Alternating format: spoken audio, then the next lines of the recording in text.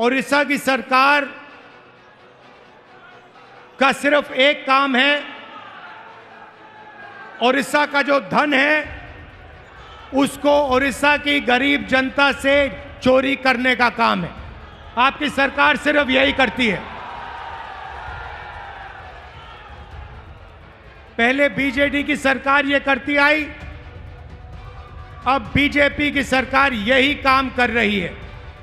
एक तरफ ओडिशा की गरीब जनता, दलित, आदिवासी, पिछड़ा वर्ग, कमजोर लोग, किसान, मजदूर, और दूसरी तरफ 5-6 अरबपति और बीजेपी की सरकार।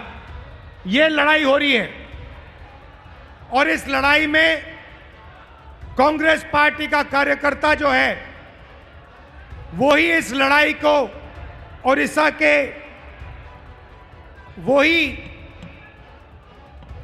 इस लड़ाई को ओडिशा की जनता के साथ मिलकर जीत सकता है और कोई नहीं जीत सकता है। भाइयों और बहनों, बीजेपी पूरे देश में संविधान पर आक्रमण कर रही है।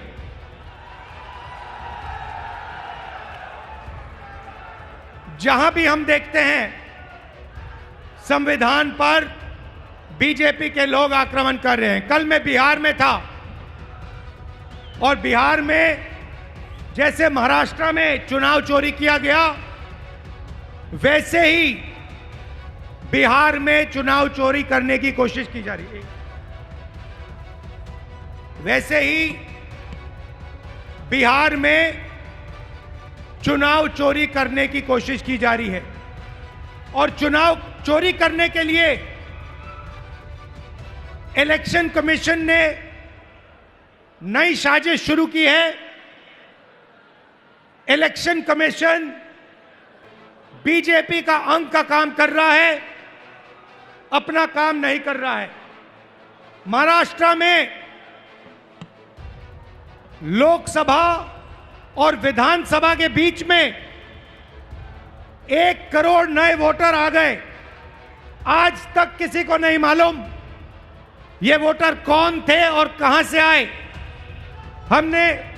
हमने इलेक्शन कमीशन से एक बार नहीं अनेक बार कहा है, आप हमें वोटर लिस्ट दीजिए, आप हमें वीडियोग्राफी दीजिए। इलेक्शन कमीशन नहीं देता है और जो चोरी महाराष्ट्र में हुई वही चोरी फिर से ये लोग बिहार में करने जा रहे हैं। कल मैं बिहार गया, इंडिया गठबंधन के नेताओं के साथ हमने कहा कि बिहार में हम इलेक्शन कमीशन को बिहार का चुनाव चोरी नहीं करने देंगे, बीजेपी को चुनाव नहीं चोरी करने देंगे। भाइयों और बहनों, ओडिशा इनका मॉडल है।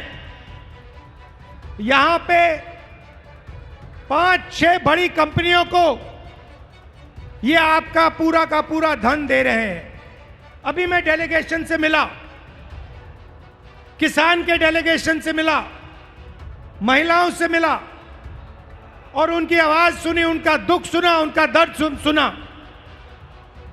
भाइयों और बहनों, जल